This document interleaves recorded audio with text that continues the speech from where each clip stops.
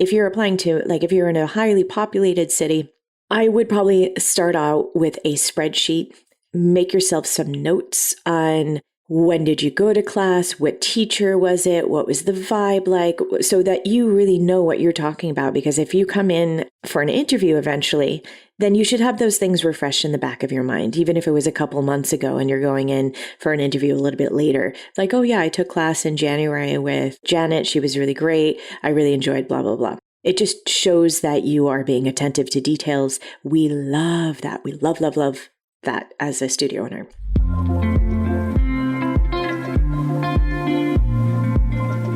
Welcome.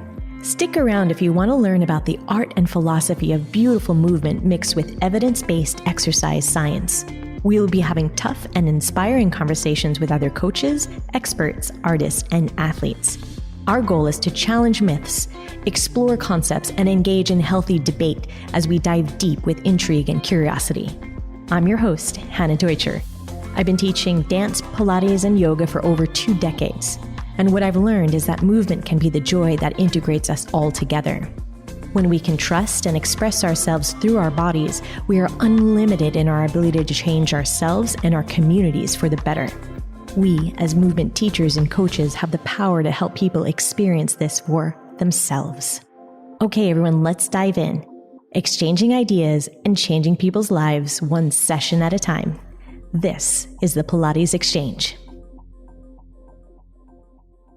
Welcome back to another episode of the Pilates Exchange. Today, we're going to be talking about getting a job. Pretty fun stuff. So I know a lot of you guys that are out there listening are perhaps newer teachers onto the scene. You've finished a teacher training or you're in the process of finishing a teacher training. And of course, the big question is, well, what do you do now? How do you get that first job, even if you are new to the scene? I know that it can seem pretty daunting. So I just want to give you a couple ideas from my perspective. I have been in the industry for a while, so I'm going to give you the perspective of the Pilates teacher, but also the perspective of when I used to coach young dancers into getting jobs into companies or different paid gigs. So how very exciting that you're looking for the job. This is what I have to say. There's a few different strategies that I would use. You don't have to, of course, use all of them, but these will definitely greatly increase your chances of getting the job. Number one, or these might not be in order, but I think we'll see. If at all possible, I would like for you to first go and take classes at the studio that you are applying to, right? Whether it's a class or a workshop. If you already did the teacher training there, I hope you checked out in the beginning before you started that teacher training if they have spots available for people, but for new teachers. But in any case, taking classes at the studio is really good because then you're going to get a sense of what they're looking for. What's the general vibe, the atmosphere? Have you bumped into the owner? What are the current teachers that are on staff? It really gets you clear on, number one, is this the right atmosphere for you? What's that culture look like? What can you pick up on? And how would you fit in there? Because you're going to need all that information once you apply. Number one, I think that's good because you're going to be in your first email, hopefully touching on something that you observed in that initial thing. But it's also a great way to get your face shown there because I definitely always check out whether people have been to my studio or not.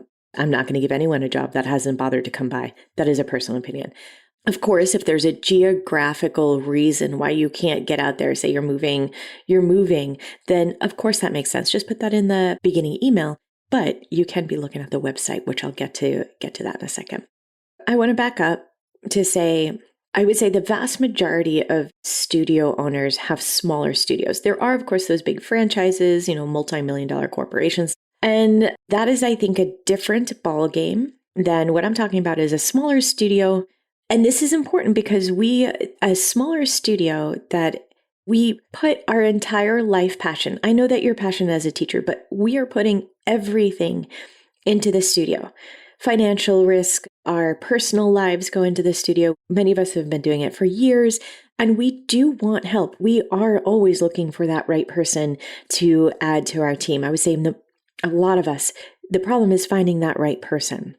So when we decide on that person, you have to also understand that we're going to be putting a lot of resources to make sure that you get acclimated onto that team or into our community. Like we have to put you on the schedule. We got to work out how much we're going to pay you. Like in our case, we have a full contract. That means that you're going to get retirement and sick leave and paid vacation and bonuses and all sorts of different things. So we take our time to really make sure that it's a really great fit for our studio. That's one part of it. The other part of it is that we love our community. These are people that we've been working with for over a decade. So we want to make sure that you are a right fit because of all of those reasons. That's why I think it's important that you research your studio very well, the ones that you're applying to.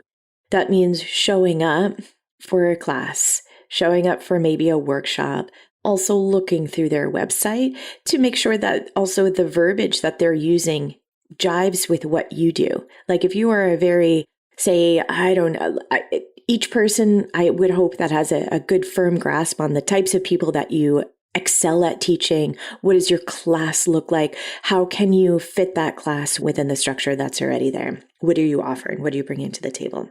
So do that research first. If you're applying to, like if you're in a highly populated city, I would probably start out with a spreadsheet.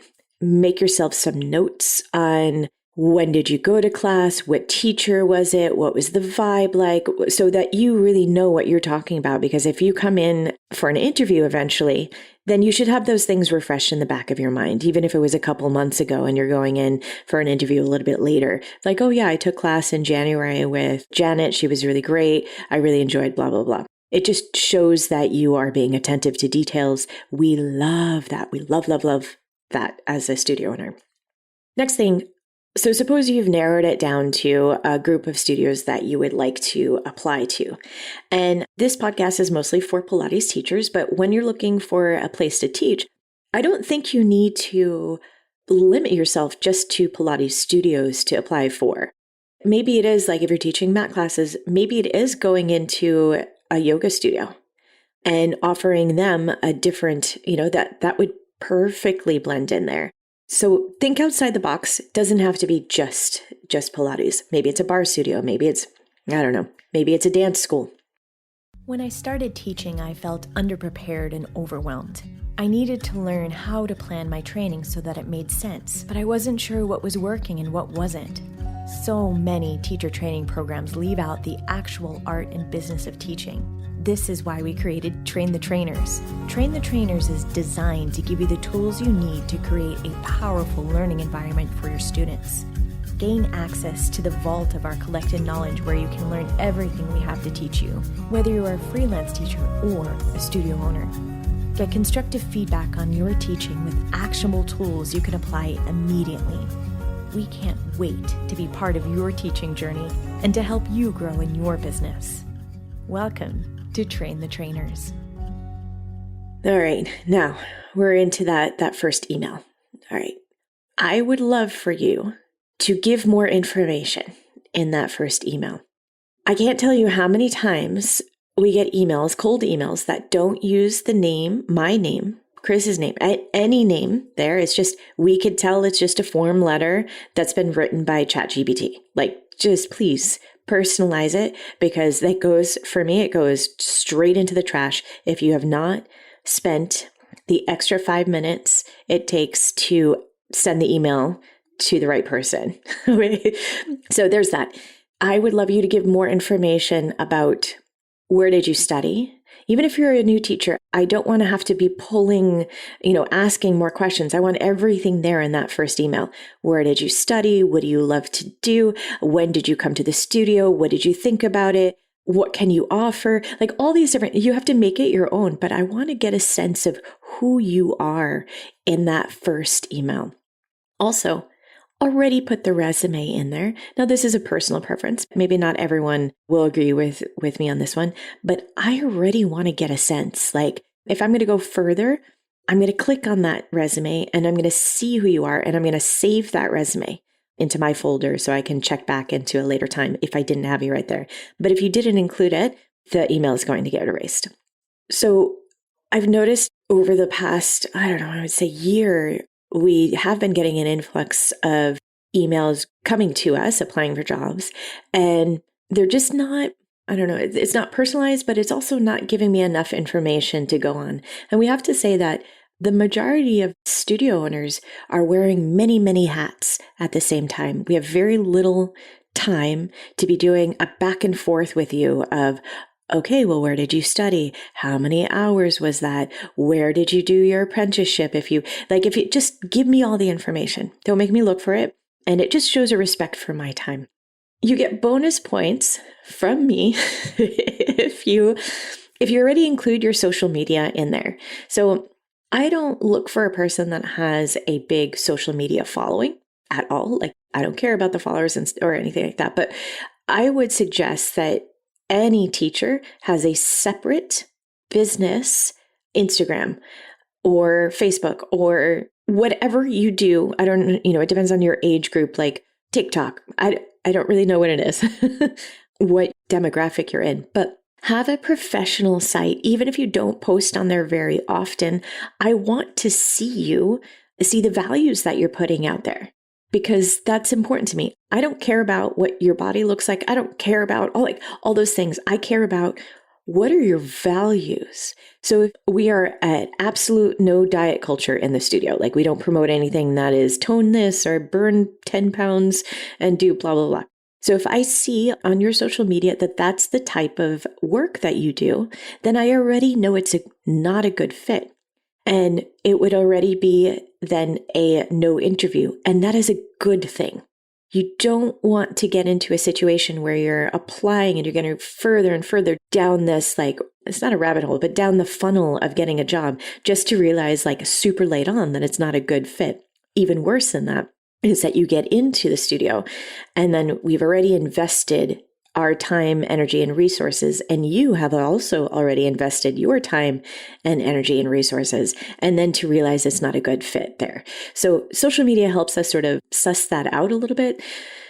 So it doesn't need to be big, it doesn't need to look fancy, but it gives us a sense for who you are.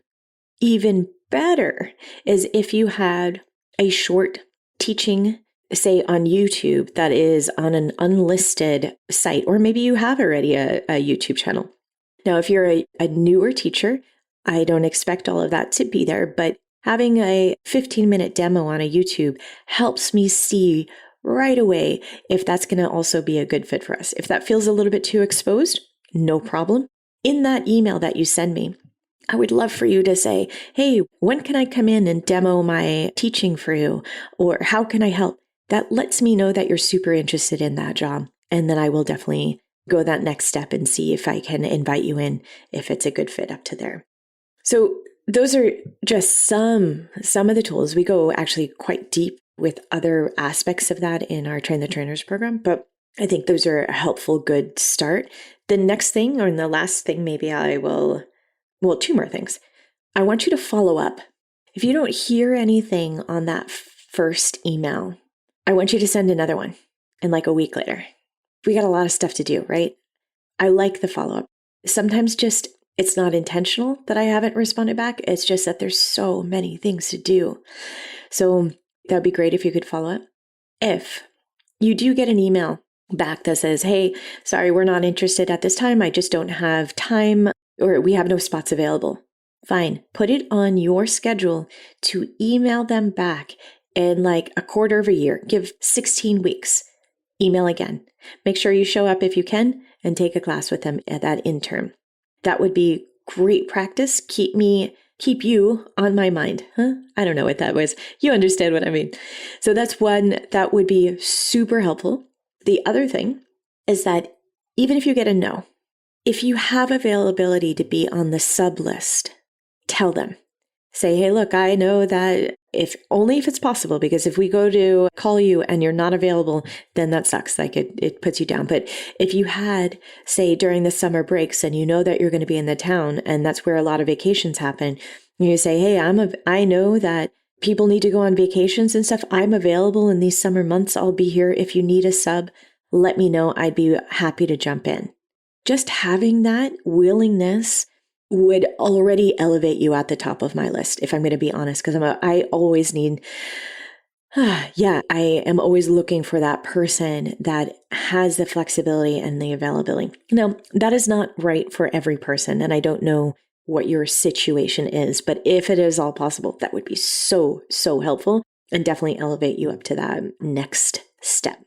Also, I started this off for new teachers, but all of these would help with also more mature teachers. I think a lot of times when I'm talking or mentoring newer teachers, they're really worried that they don't have a lot of experience teaching. And I have to say, from my side of it, I don't mind.